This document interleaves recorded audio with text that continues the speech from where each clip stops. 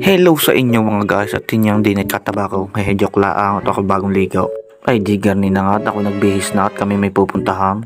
Sa mga oras na ito ako lalabas na ng aming bahay. Iyan. At magsusuot na naman ng chinilas. Hehe. Ay katulad do sa unang video, ihaharap ko sa kanan, ihaharap ko sa kaliwa. Sabay tingin sa aking asong alaga, si Ablo. Ha? Hawot?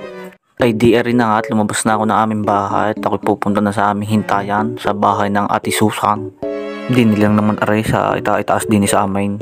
Ay dit ako'y tuloy-tuloy na ulit maglakad. Maya-maya nga sa nga rin nakita ko na ulit. Lasing sasama na naman. Hehe. Ay di rin na nga ang bahay ng Ate Susan. Di niya ako mag-iintay. Ay di ako dali-dali at talagang mainit. Pinagpapawisan ako. Ay di garnet, tumakit na ako. Pag-akyat ko din nangiti oh. Aray si parang CJ. May naalala naman ako sa iyo. Yan ang Ate Susan. Ate Susan, magandang tanghali sa iyo. Ang mamay Tirio, magandang tanghali sa iyo. Ay, di habang ako naghihintay sa dalawa kong kasama kami naghuntahan muna ni parang CJ. Sabi sa akin ni parang CJ, ba hindi mo man lang nalagyan ng buhok ng aking ulo doon sa unang video. Kakaya tuloy, kita aking pawis. Hehe, biro laang. Nagtatanong lang sa akin kung gusto ko daw ng hotdog na kanyang nilulutaw. Eh di rin nga at wala pang isang oras dumating na rin ang isa kong kasama. Na si Pinsan Chad. Yan, talaga namang ayaw ng pinsang ino eh. Sabi sa akin huwag na naman daw ino at hindi maganda pakinggan. Sabi ko doon ka na pogi bakit gusto mong palitan? Siya sige, ikaw bahala kung saan ka komportable pinsan. Dinit, iki mo po muna habang iniintay natin ang isa pa nating kasama. Kaway muna Ate Susan, yan. Ay, umis yung gamit Ay di habang iniintay namin ang isa naming kasama, ay di kami nakinig muna din sa huntahan. Tawag ng katihilin. Sabi ng katihilin, 9:27. At pagkatapos ng huntahan ay di kami pumasok na din sa loob, mainit. Yan, maya-maya ng konting oras ay dumating na nga ang aming iniintay, si Pinsan Ron.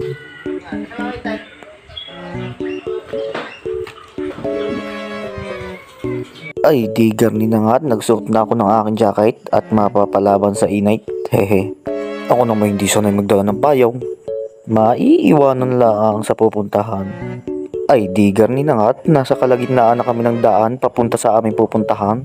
Aking kinat na ang video at masyado nang napapayabang ang kuilalan. Hehe. Ay kita nyo ka itsura. Siya mo nang dinaligo eh. Di mo kaintindihan sa kanyang iyong laging na nahubo.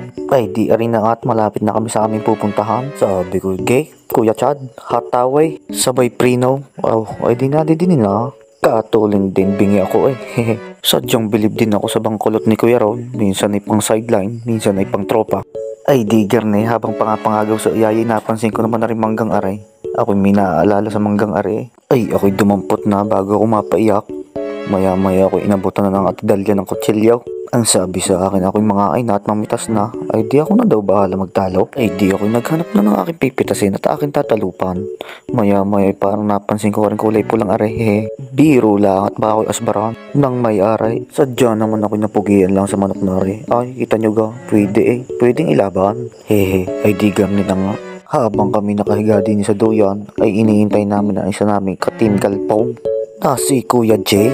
At sa mga oras ngang ito'y kinaon ko na nga ang isa pang miyembro ng Team Galpong na si Kuya Kenneth. Marahil sa 3 minuto at mahigit nagtataka na kayo kung ano baga aming gagawin. Ay di garni na nga at ipapaliwanag ko sa inyo kung bakit kami tinawag na Team Galpong. Yan, katanghali ang tapat. At sa mga sandaling ito'y nandito na nga ang Boss J namin. Boss J mapagmahal, number 26. Cupcake, sinturis, hinog na mangga. Basta matamis, ay walang makakatalo sa tamis niya magmahal. Sa mga puntong ari kami nagmi-meeting about sa gagawin naming business. Parang di una yung pula. T-shirt. Saan masasabi mo sa pulong na yan? Sa pulungan na yan. Hari nga tayo pala rin sa ating planong iyan. Ay di nung matapos ang pagmi-meeting aray, nilabas na ni Kuya Jay ang galpong.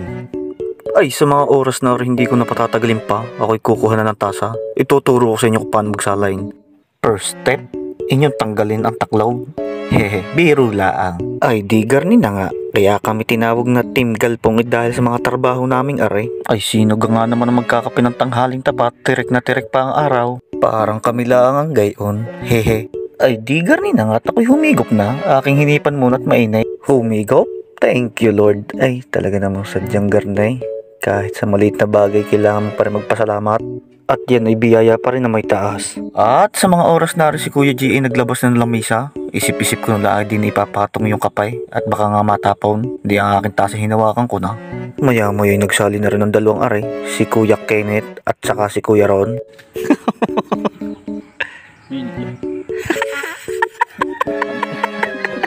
Ano daw? Lumayas. Okay. Tingnan mo. Lumayas. At sa mga oras na rin ako napapaisip na, kanina pa din yung kaping are hindi pa nililipat doon sa lamisa. Maya-maya dumating na rin ang Kinoel. Kinoel, ngiti muna. Yan. Ay, kaya siguro ako na-awardan sa mga event na Mr. Perfect Smile sa'yo ako nakakuha. Ay, inang, kaya pala ikinagbuhat ng lamesa din it. Sadyang literal na kayo magbubuhat ng lamesa. Sa pagkakataong ngayon ni Kuya Jay talagang hindi ako makakasabay. Dati tayo. Jinla, pisa kami lang to. Ayos sa amin pilaw.